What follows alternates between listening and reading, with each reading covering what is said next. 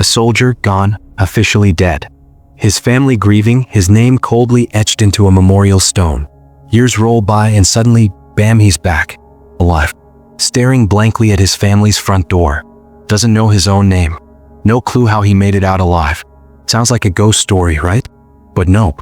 This is real, the mind-bending tale of a dead man who just walked back into the world. You're tuned into War Files Uncovered, by the way. This is where the wildest, most unsettling secrets from war leap right out of the past and slap you in the face. If you're into truth bombs and stories the world tried to keep 6 feet under, you know what to do. Hit subscribe and come get weird with us. Winter 1944. The Eastern Front. It's freezing, snow everywhere, battlefields a wreck. Think twisted metal, burnt-out tanks, that grim cocktail of smoke and blood in the air. Out here, bodies just vanished. Sometimes you died and nobody ever found what was left. Our guy? Just a regular young grunt, one of thousands. His name eventually ended up chiseled on a stone, killed in action, like so many others. It was the middle of the night, 3:42 a.m. or so. The squad gets the order. Push forward right through a bombed-out village. Artillery's rumbling, fires and shattered windows. Every step is a coin toss with death. Total chaos, shells exploding, dirt flying, men dropping into the fog. Somewhere in all that mess, our guy gets nailed. Drops to the mud, blood all over. His buddies see it happen, swear he's done for. They can't drag him out, so they move on. That's war. Brutal, no time for goodbyes. A few days later, when they finally sweep the place, there's no body. Just nothing. His file gets rubber-stamped, presumed Kia. Letters go out, another family left shattered. His mom collapses when she hears. His name joins the endless list on the memorial. As far as the world's concerned, story over. Except, yeah, not even close. Years drift by. The war ends, cities get patched up, kids grow up, old wounds sort of heal. People mostly try to forget. Then, out of nowhere, January 7th, 1950, some random, sleepy little town. A stranger staggers in. He looks like hell, skin and bones, clothes and tatters, eyes empty like he's seen the end of the world twice. Guy collapses in front of a farmhouse, mumbling nonsense. Locals take him in, give him water, try to piece together who he is. But there's nothing. He doesn't remember anything. Not even his own name. Docs check him out. They find scars, nasty ones. Shrapnel, burns, all the marks of a hard life in battle. Even his hands, calloused, unmistakably a soldier's hands. But ask him who he is and he just looks lost. Like the answer's buried 1,000 miles deep. Weeks go by. To most people, he's just another lost soul. Europe was crawling with them after the war. Millions missing, families torn up, dudes wandering around with nowhere to go. But something about this guy is just off. One day, a veteran rolls through town, sees the stranger, freezes, goes pale. Swears he knows this man. It's impossible, but the scars match, the way he moves, even the way he eats soup. Has to be him. The very guy they thought they'd left behind years ago. Word spreads like wildfire. Is it possible? Can the dead actually come home? Military brass gets wind of it. They dig through old files, double-check everything. And sure enough, the man sitting in that farmhouse is officially 100% dead. Death certificate and all. A living ghost. A soldier who was supposed to be history. And with that, one of the wildest military mysteries of the century kicks off. Buckle up, this one's a trip. Word got around crazy fast, like small-town gossip on steroids. A soldier everybody thought was dead just walked right back into the land of the living. Newspapers got all breathless, veterans looked at each other like they'd seen a ghost, and every family with someone missing started wondering, wait, could it happen to us? But for his folks, it wasn't hope. Nah, it was more like getting sucker punched by fate. Terror, disbelief, all those scabs ripped right open again. February 1950, sky's just a dull slab of gray. Military trucks rumble into this backwater town, trying to keep things hush-hush, but nothing's ever really quiet in places like that. Inside the hospital, you've got that weird smell, bleach maybe, or just sadness. The guy sits by the window, not doing much, just staring at the sky like he's waiting for something that isn't coming. He's got this nasty scar down his cheek. Looks like someone tried to carve a river into his face. Door swings open, his family walks in, and it's like time holds its breath. His mom, man, she looks ancient now. Life just fast-forwarded on her. She's got her hands over her mouth, eyes wide. The little brother's not little anymore. He's wearing a uniform too, standing there stiff as a board. They don't know what to do, honestly. Is this supposed to be joy? Feels more like standing on the edge of a cliff. The soldier looks at them. Something flickers in his eyes, but it's not what you'd call recognition. Just blank. Doesn't say a word, doesn't cry, doesn't even look confused.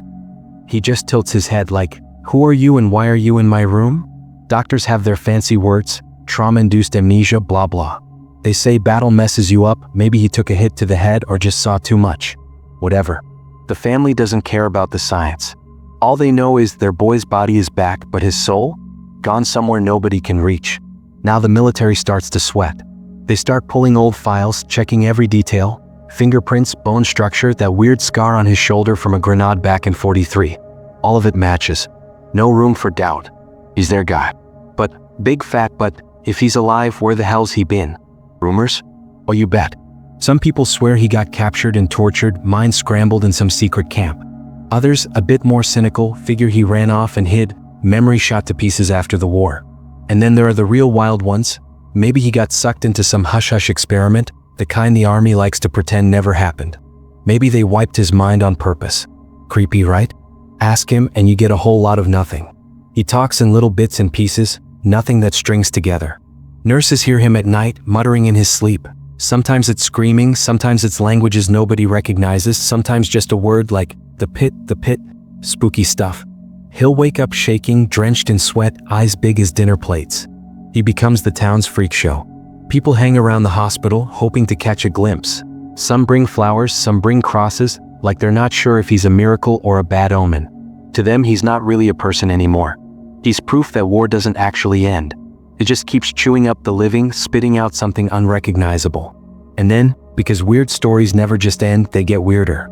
One night, spring creeping in, a guard sees the soldier's bed empty. Follows these shuffling footsteps down the hallway, out into the cold moonlit yard. There's the soldier, barefoot, arms out like he's waiting for the mothership. Whispering to the trees in some language the guard can't place. Eyes locked on the forest, gone somewhere far away. The guard tries to step in, but the guy just drops. Bam, hits the ground. Docs come running, try to wake him up, and find his fist clenched around a scrap of paper. Weird, right? Nobody knows where he got it. On that paper? Just some coordinates way out in the woods. One word underneath, buried. That's it, the start of a whole new mess. Now there's a mystery, maybe even a cover-up, and the soldier who wouldn't stay dead? Turns out he's holding the map to something the army really wants to keep in the dark. That damn slip of paper just sat there, baleful as a bad omen, right in the middle of the officer's desk. Coordinates in a spiky mess of handwriting. Someone clearly hadn't taken penmanship in school. Underneath, one lonely little word, buried. They tried every trick in the book to crack it. Black lights, infrared, you name it. Nada. No secret ink, no Morse code, just stubborn, infuriating mystery. And all anyone could think was, how the hell did a guy with a brain like Swiss cheese, stuck in a hospital under lock and key, end up with this? Of course, the military couldn't just shrug it off. So, a few days later, they slipped out under the radar. Convoy of trucks trundling into the deep woods, the kind of place nobody's touched since the war. Trees so thick you could get lost just looking at them, that heavy, haunted quiet that makes you feel like you're trespassing in someone else's memories. Soldiers hopped out, shovels in hand, surveyors poking the dirt, everyone looking like extras in some black and white documentary. Digging, more digging. Mostly what they got was mud and rocks. Morale tanked. Then just as the sun started ducking behind the trees, bam. Shovel hits something that isn't mud. Dull metal clank. Everybody freezes. They scrape away the dirt and there it is. A battered steel hatch, rusted to hell, beat up like it survived a firestorm. The air got weirdly cold like the ground was breathing out secrets. They pried it open, took some elbow grease, and immediately this god-awful stench came crawling out. Ancient, rotten, like 1,000 cellars left to rot. Down they go, lanterns swinging, shadows jumping on concrete walls. Turns out it's not your standard bunker. More like a lab from a nightmare. Metal shelves hugging the walls, equipment rusted into unrecognizable shapes, gadgets that probably looked menacing even when they were new. Right in the middle, half buried in rubble, bones. Human bones. Skulls. Uniform scraps clinging to them like cobwebs. Yeah, they definitely didn't put that in the morning paper. Everything got stamped confidential and buried under paperwork. Not that it stopped people from talking. War experiments, they whispered. Not a shelter, a lab. Chills. What really tore up the investigators though? The walls. Scratched up beyond belief. Not words, just raw, desperate gouges. Fingernails probably, like whoever was down there tried to claw their way into the air. And then, wedged in a crack, a bit of metal with a number on it. Guess what? Matched one of those weird strings of numbers the amnesiac soldier screamed about in his sleep. They showed him pictures in the hospital. Poor guy went stiff as a board, breathing like he'd run a marathon, hands shaking like he'd stuck them in a beehive. Whispered, "No," next thing, he's convulsing on the floor. After that, he was different. Started pacing all night, drawing invisible shapes in the air, mumbling words that made zero sense. Nobody could even pin down the language. Sometimes he'd press his palms against the wall, like he was listening for something on the other side. Nobody agreed on what to do. The doctors argued. Some claimed he was nuts, just making up stories out of scrambled memories. Others swore he was the key, a living, breathing answer to old secrets buried way too deep. His family? Torn to shreds. Mom wanted to let him be, just let her boy heal without poking and prodding him like a lab rat. His brother? No such mercy. Wanted answers. Said maybe the soldier could finally explain what happened to all those missing men from the war, friends who were never officially found or laid to rest. Meanwhile, the rumor mill went into overdrive. A living corpse, they said, a man who came back from the dead with messages for the living. Crowds started gathering at the hospital, some calling him a prophet, others whispering he was cursed, a walking reminder of everything the war tried to erase. Then one night, storm howling, rain slamming the streets, he was just gone. Guards swore up and down they hadn't blinked. Doors locked, windows bolted. But come morning, his bed was empty. Sheets cold. Only thing left was another scrap of paper, propped up on his pillow. No coordinates this time. Just a single line, the handwriting shaky as a leaf. "You buried me once. Do not bury me again." The man who'd already cheated death? Gone once more into the dark. Man, when sunrise finally clawed its way over that battered old hospital, the place felt stuck in a weird hush, like even the walls were holding their breath. Nurses zipped by, all wide-eyed and jittery, while guards barked at anyone who so much as coughed. Cops flipped through their notebooks trying to look sharp. But honestly, everyone knew it. The one guy nobody should have been able to lose had just straight up disappeared. Poof. Not a single bloody trace. People started coming up with wild theories right off the bat. A few swore he'd just walked out, cool as you please, slipping past the guards while thunder was crashing and rain battered the windows. Others? Way more paranoid. They were convinced someone had dragged him off, some midnight snatch job, making sure he'd never get the chance to spill whatever secrets he was sitting on. All anyone really had was that note, the handwriting so obviously his it practically winked at you. "You buried me once. Do not bury me again." The military lost their minds, locked the war down tight, grilled everyone until their throats were raw. But nobody had seen squat. No muddy footprints, no busted locks, not even a scuffed shoe. Like what?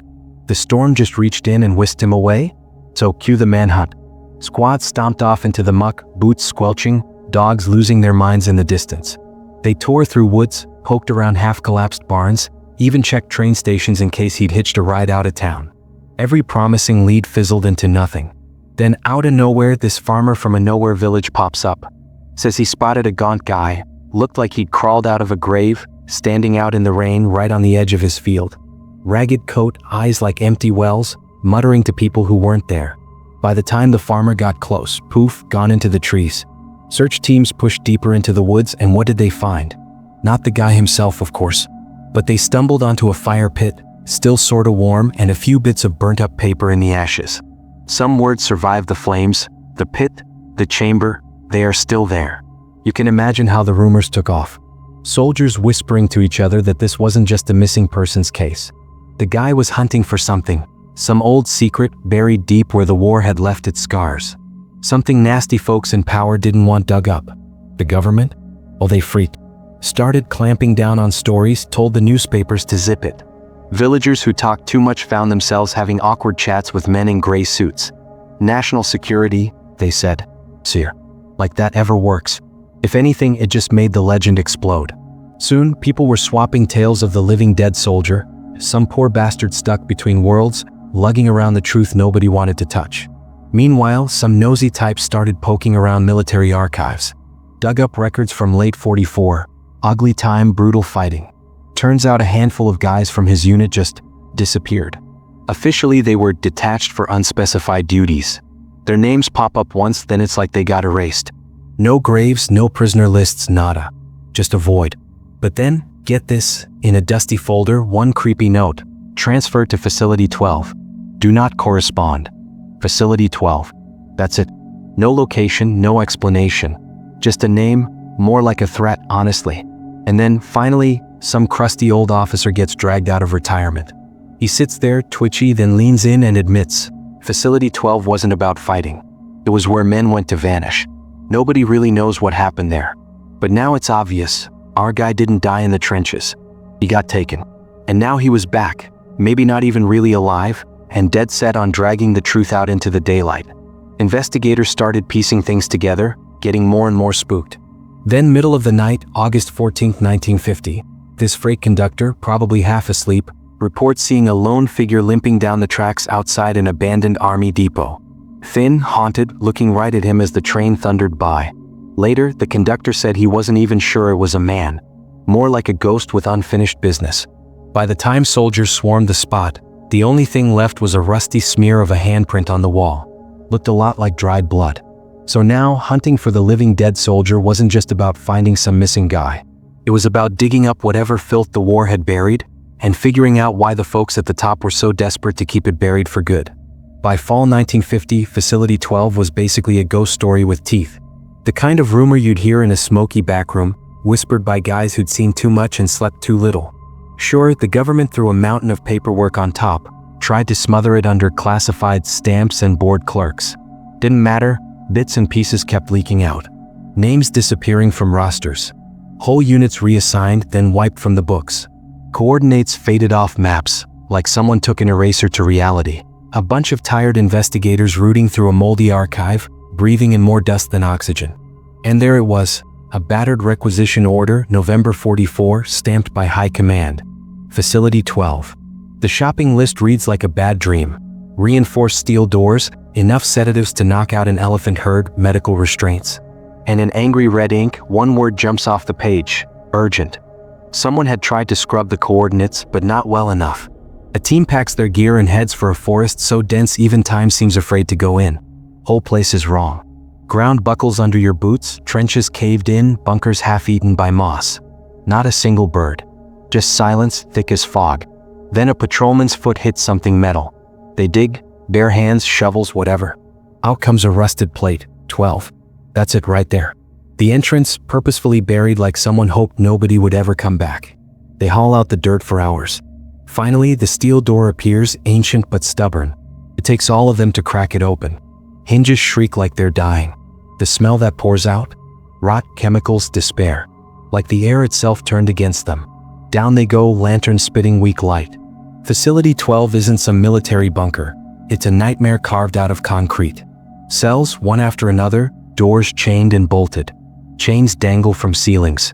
Tables with straps, flipped and forgotten. A cabinet in the corner, spilling scalpels and bone saws onto the floor, all of it rusted to hell.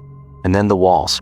Not graffiti, scratches, gouges, desperate words clawed into the concrete. We are still alive. The pit calls. Do not forget us. Stuff that burrows under your skin. The team looks at each other, faces pale. But they keep going, boots echoing in the dark. Central chamber. There they find the skeletons tied to rusted frames, uniforms still clinging to what's left. Notebooks slumped in puddles, ink running like tears. They manage to piece together a few scraps. Talk of tests, psychological endurance, men stripped down to nothing and rebuilt into something else. Something not quite human. Turns out, Facility 12 wasn't a place to kill soldiers. It was a place to erase them. Break them down, see what's left when you scrape away the last hints of self. In one ledger, a name jumps out, the missing soldier. The one everyone said was dead. His file stops cold, 2 words stamped in black. Unfit, release. Release? To where? Out in the world? To remember or forget? To haunt the edge of someone else's life? The investigators are rattled, but the last page of the ledger is what really messes with their heads. Not typewritten, but scrawled in a hurry, ink smudged and letters barely readable. They will return. Even the dead cannot forget the pit. When they finally crawl out and seal the door, nobody says much. One guy swears he hears scratching inside the walls. Another feels a cold breath on his neck that shouldn't be there. The report goes straight into the vault. Top secret. Facility 12? Never existed. The dead? Stay dead. Except they don't. Not a week later, people in nearby villages start whispering about a gaunt man on the road at dusk. Eyes empty, scars catching the moonlight. Sometimes he just stands at a doorway, staring through people like he's looking for someone he lost and can't remember. The dead soldier's out there.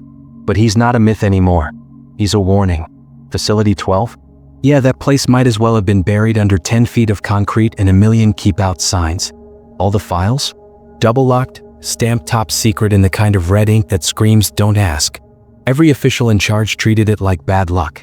Something you don't say out loud unless you want it haunting your dreams. But you know how it goes. History's got slippery fingers and secrets leak. Always. By the end of 1950, stuff started to stir. Not in the newspapers. Nah, in back rooms, smoky taverns, even out in fields where old men mutter while they work. The same story kept popping up, just twisted a little each time. Some half-starved guy padding along the roads at dusk, no shoes, face all scarred up, moving like he didn't care if anyone saw him or not. Ghostly but somehow too solid to ignore. Some folks said, deserter. Others, usually after a couple drinks, went darker. The living dead soldier. Which honestly sounds dramatic until you hear what people claimed. One mother swore up and down she caught him just standing in her yard, staring through her window at midnight, not moving a muscle. She flicked on her lamp and, poof, gone. A railway worker?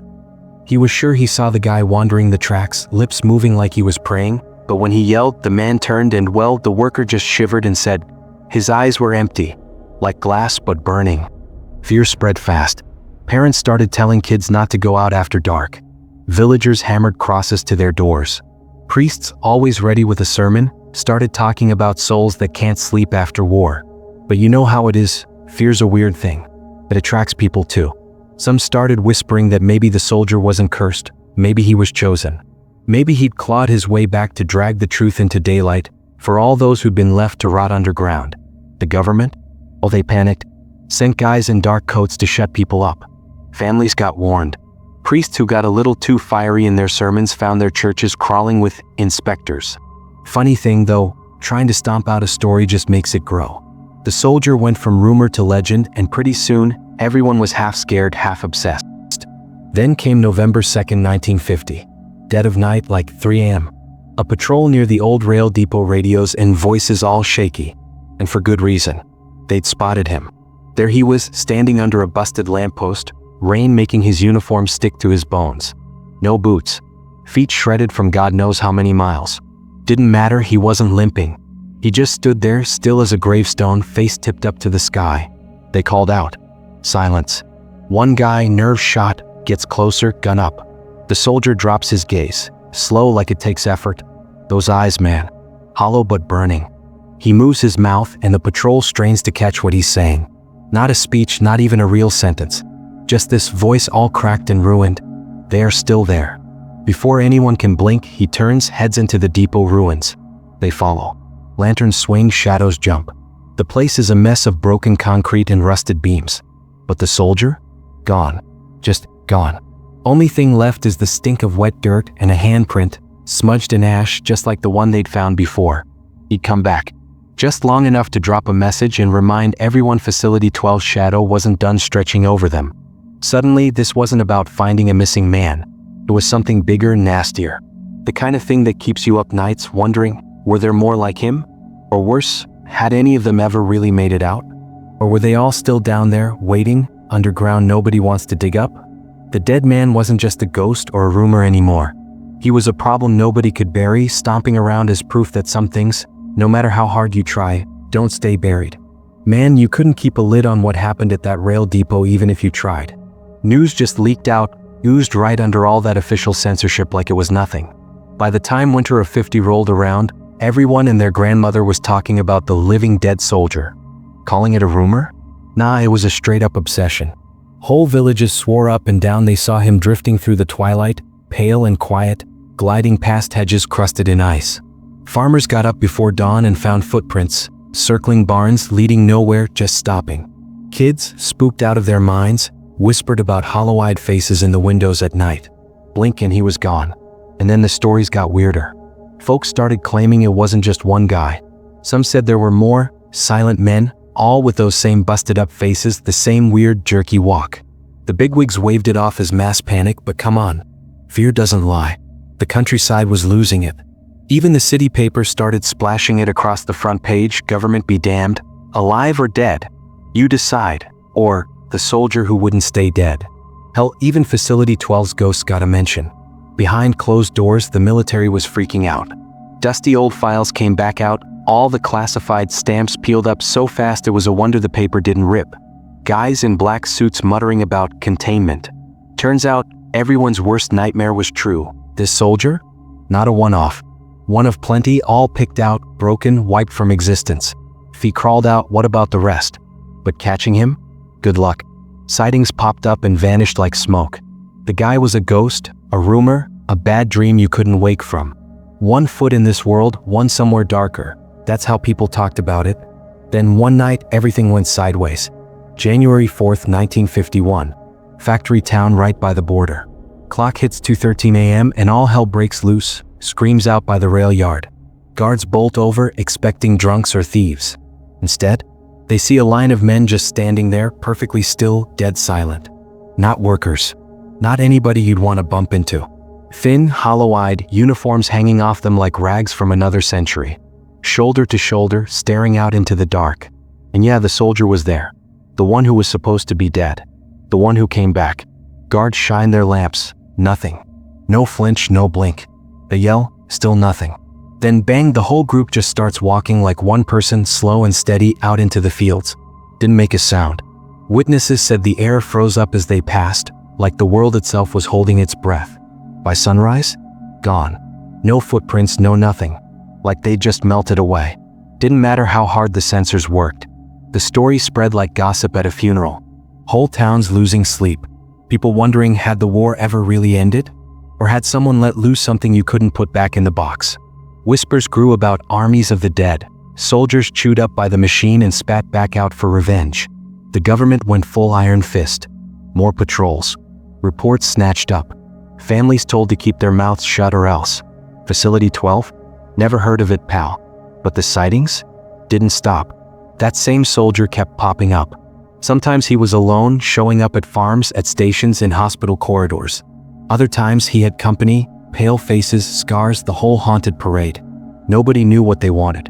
Nobody could make them go away. And then, it all just stopped. Dead quiet. No more sightings, no more whispers, nothing. Like the whole nightmare decided to pack up and leave, just as suddenly as it came. But silence? That's not peace. For the folks who'd seen him, the memory stuck around like a bad toothache. They'd say the war never ended, not really. Some men never died, not all the way. They just drifted, stuck somewhere between a nightmare and nothingness, shadows trailing behind a secret nobody wanted to face. That soldier, he was more than a man, more than a ghost. He was proof that war doesn't always let go, even when it's supposed to be over. And you know what? The story wasn't done yet. Not by a long shot. Man, after that winter in 51, dead quiet. Like the kind of hush that makes your skin crawl if you think about it too long. Patrols packed up, sensors got real heavy-handed, and honestly, the whole world just shrugged and moved on. People love a tidy ending, don't they? Pretend it was all nerves, mass hysteria, whatever, the old war ghost just fading away. Except, you know how it goes. Nothing ever really stays buried, especially not in those dusty corners nobody wants to look at. So, flash forward to the 70s, some historian poking around like a raccoon in government trash, and bam, finds this skinny file, no name, just a number, 212/12. Inside, the stuff nobody ever wanted eyes on. Reports warped with water, stamped, eyes only, so many times you can barely see the paper. First up, a nurse's account from March 51. She'd worked at the hospital, the one with the soldier. She says just before he vanished for good, he grabbed her hand, like really grabbed her, like he was drowning, and whispered something he'd never dared say before. She wrote his voice was like gravel, all busted up, fighting to get out. His words? I remember the pit. I remember the others. I was not supposed to leave. Yeah, chills. Next, a military memo, clearly banged out in a panic. Apparently, after those weird rail yard sightings, dozens of figures just standing there like mannequins at midnight, a team went back to check out Facility 12. Thought they'd find what, nothing? Nah, they got a lot more than nothing. Chains busted. Bones, gone. Just gone. And on the far wall, brand new scratches in the concrete. Fresh words. We walk still. Whoever wrote the memo. They didn't mess around. Double underlined at the end. Seal Facility 12 permanently. Do not attempt further investigation. You don't gotta be a genius to read between those lines. Last page, handwritten, no signature, ink all smudged like someone wrote it with shaking hands and zero time to spare. It reads half like a confession, half like someone's last warning. He was not the only one. We tried to erase them, but erasure is not death.